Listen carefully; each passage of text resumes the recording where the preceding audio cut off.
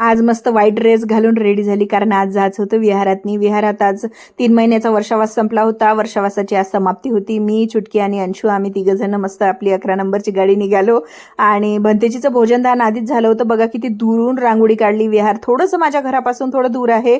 विहारातली सगळं म्हणजे वंदना वगैरे झाली. काही बायका जेवत होत्या, काही बायका गप्पा करत होत्या.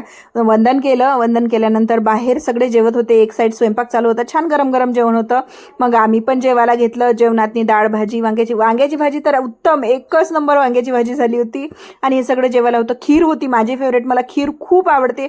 वर्षावाचं जेवण असेल आणि खीर नसेल असं होऊच शकत नाही. म्हणजे गुलाबजामुन अंशूला दिला, खीर मी खाल्ली आणि मग घरी आलो. बाहेर निघालो घरी तर 1:30 वाजता सगळा एरिया सांसून झाला होता. नंतर मग आम्ही फॉल रील वगैरे तर काही आणायचे होते, तिकडे निघलो. तिकडूनच बिशीचे पैसे द्यायला मैत्रिणीकडे गेली आणि छान तिथं पाणी वगैरे पेलं. तिकडनं आल्यानंतर घरी आली. थोडे फ्रेश झाल्यानंतर मग थोडंसं अंशूसोबत मस्ती केली, कारण त्याच्यासोबत वेळ नाही घालवल्यानंतर खूप चिडचिड करते. मग नंतर बाहेर जायला निघालो. 4:30-5 वाजले होते तेव्हा बाहेर गेलो.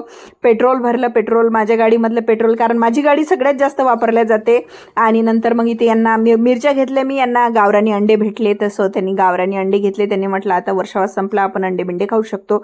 नंतर रांगोळ्या, इतके छान छान कलर त्याच्यावर चमक्या बिमक्या टाकून होत्या. अशा रस्त्याने मस्त इतकं छान वाटत होतं. रांगोळ्या घेतल्या, दिवे घेतले. नंतर कटन घ्यायला आलो अवंतीमध्ये आणि छान. आणि आल्यानंतर अंशला तिथं त्याचा फ्रेंड भेटला तिथे आणि एंड झाला आमचं बिर्याणीपाशी. सो खूप काही झालं. बाकीच्या